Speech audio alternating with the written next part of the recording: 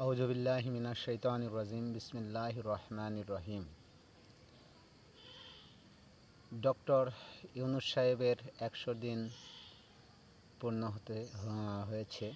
আপনারা জানেন, ছাত্র আন্দোলন এবং শেখ হাসিনার দেশ ত্যাগ দিয়ে এ পর্যন্ত ১০০ দিন পূর্ণ হলো। তো ১০০ দিনে ডক্টর ইউনূসের সফলতা এবং ব্যর্থতা নিয়ে দু একটা কথা আমি আপনাদের বলতে চাচ্ছি। আমার চ্যানেলে যারা নতুন তারা অবশ্যই সাবস্ক্রাইব করে আপনারা সঙ্গে থাকবেন। সর্বদাই সমসাময়িক বিষয় নিয়ে কিছু আলোচনা করে থাকি, আশা করি আপনাদের ভালো লাগবে। তো ডক্টর ইউনূস সাহেবের যে ১০০ দিন হলো সরকার গঠন করা, তার মধ্যে সফলতা এবং ব্যর্থতা। প্রথমে তো আমি আলোচনা করব, আপনারাই বলতে পারবেন যে সফলতা বেশি না ব্যর্থতা বেশি। প্রথমে আমি ব্যর্থতার দিকে যাচ্ছি।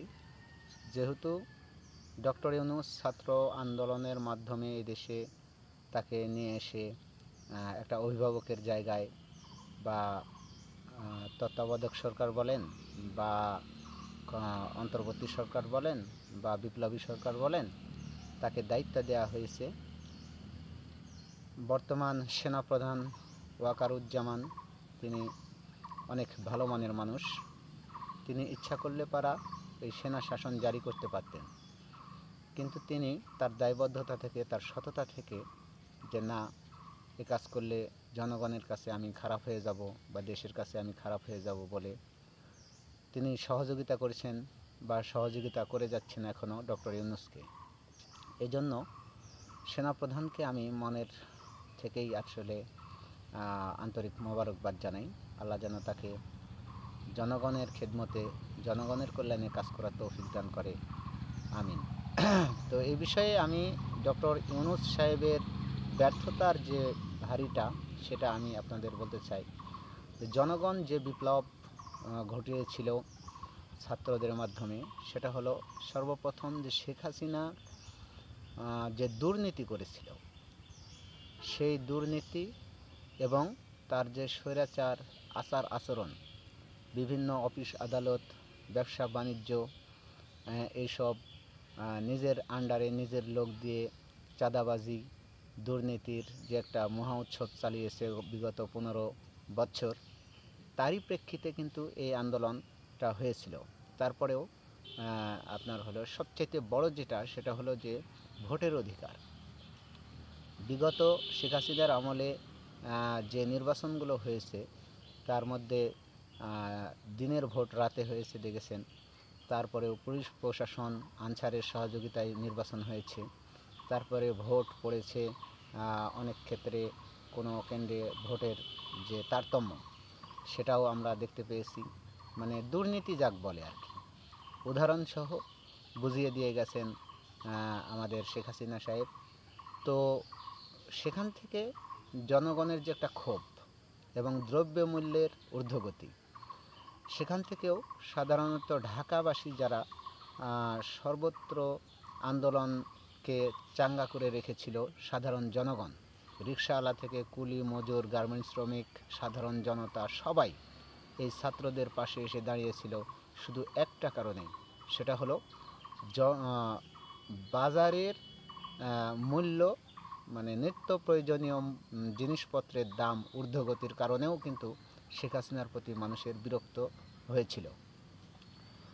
তো সেখান থেকে গত 5 তারিখে যে স্বাধীনতা অর্জিত হয়েছে, তারপর ডক্টর ইউনূসকে নিয়ে আসার পর ডক্টর ইউনূসের যে ব্যর্থতা, তার মধ্যে 1 নম্বরে আছে হলো যে বাজার নিয়ন্ত্রণ করতে না পারা।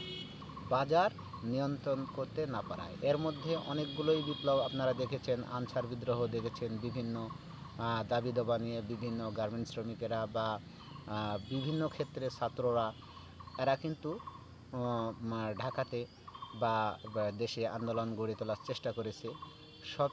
সবচেয়ে বেশি আলোচিত ছিল যে গত 10 তারিখে নূর হোসেন দিবস উপলক্ষে যে আওয়ামী লীগেরা হচ্ছে একটা কর্মসূচি দিয়েছিল, সেই কর্মসূচিতে অবশ্যই সফলভাবে ডক্টর ইউনূস মোকাবেলা করতে সক্ষম হয়েছে এবং দেশবাসী তাদেরকে কোনো জায়গাতে মাঠে নামতে দেয়নি।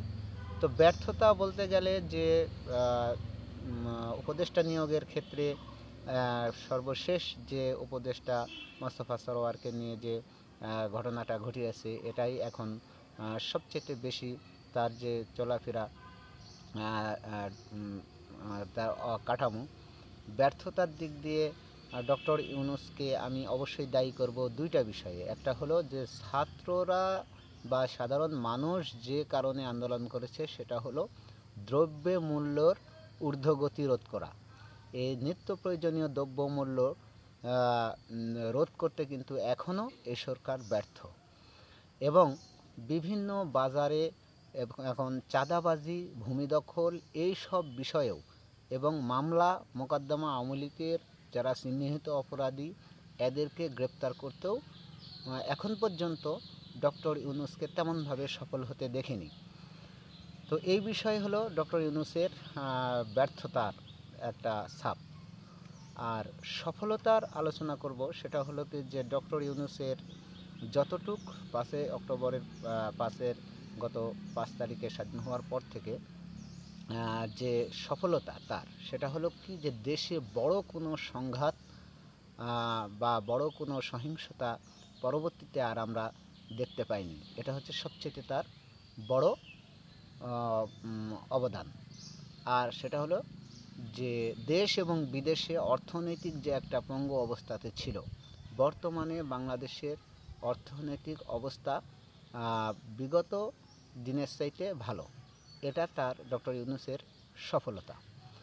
আর আরেকটা বিষয় সেটা হলো কি যে ডক্টর ইউনূস এখন যথাসময়ে সবার সকল দলকে সাথে নিয়ে ফ্যাসিবাদ বিরোধী সকল দল এবং স্বাধীনতার সপক্ষের যারা শক্তি আছে তাদেরকে সাথে নিয়ে ছাত্র সমাজ এবং সাধারণ মানুষের যে সমাজ, তাদের নির্ধারিত তাদের মন মানসিকতা মেনটেন করে সকল রাজনৈতিক দল এবং সকল জনগণের অংশগ্রহণে একটা সুস্থ এবং সুন্দর নির্বাচনের পরিবেশ এবং দেশের রাষ্ট্র যে সংস্কার, মূলত সব সংস্কারই এই সরকার দ্বারা সম্ভব নয়। কিছু কিছু সংস্কার যেটা মেন, যেমন ভোটের বিষয়ে নির্বাচন কমিশন, এটা অবশ্যই তার আওতায়, আইন কমিশন এটা তার আওতায়। এই দুই একটা বিষয়ে তারা সংস্কার করে একটা সুস্থ এবং গ্রহণযোগ্য নির্বাচন মানুষের মাঝখানে যদি উপহার দিতে পারে, সেটাই হচ্ছে ডক্টর ইউনূস সাহেবের সবচাইতে সফল বলে আমি মনে করব। এবং এই 100 দিনের যে ডক্টর ইউনূসের যে 100 দিন, এই 100 দিনে সার্বিক দিক থেকে আমার কাছে যেটা মনে হয়েছে, অভিভাবক হিসেবে তিনি সঠিক পথেই আছে এবং তার বলিষ্ঠ নেতৃত্ব এবং তার যে দক্ষতা এবং বিশ্বের সাথে তার যে ভাবমূর্তি, সেটাকে যেন কিছুতেই বিসর্জন না দিয়ে, ক্ষুণ্ণ না করে সে জনগণের ক্ষমতা জনগণের হাতে, জনগণের ম্যান্ডেটের মাধ্যমে সে হস্তান্তর করবে।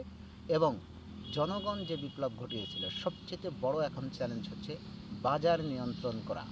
বাজার নিয়ন্ত্রণ এবং বিভিন্ন বাজারে চাঁদাবাজি, ভূমি দখল, বিশেষ করে চাঁদাবাজদের এই যে প্রেক্ষাপট চেঞ্জ হলে পারে এক দল আরেক দলের উপর চাঁদাবাজি বা ভূমি দখল করে, এই বিষয়টা নিয়ন্ত্রণ করা খুবই গুরুত্বপূর্ণ।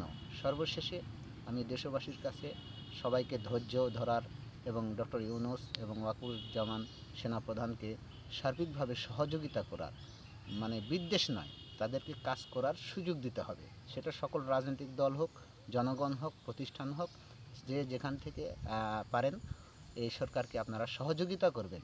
তাদের সমালোচনা আছে, সমালোচনা থাকবে। একটা মানুষ কাজ করতে লাগলে তার ভুল হবে, কিন্তু ভুলটা গঠনমূলকভাবে আপনারা পরামর্শ দেবেন এবং সমালোচনা করবেন, যেন এই বাংলাদেশ স্বাধীন সার্বভৌমত্ব রক্ষা করে বাংলাদেশ একদম স্বনির্ভর, নিজের পায়ে, কোনো দেশের প্রতি, কোনো গোষ্ঠীর প্রতি যেন নির্ভরশীল না হয়ে স্বয়ংসম্পূর্ণভাবে বাংলাদেশ একজন স্বাধীন রাষ্ট্র হিসেবে পৃথিবীর বুকে তার মানচিত্র বা তার পতাকা উড্ডীয় করতে পারে। এই আশাই আমরা ডক্টর ইউনূস সাহেবের কাছ থেকে আশা করছি এবং জনগণের থেকে সাহায্য কামনা করছি এবং সহযোগিতা কামনা করছি। ধন্যবাদ সবাইকে। আসসালামু আলাইকুম রহমতুল্লাহি ওয়া বারাকাতুহু।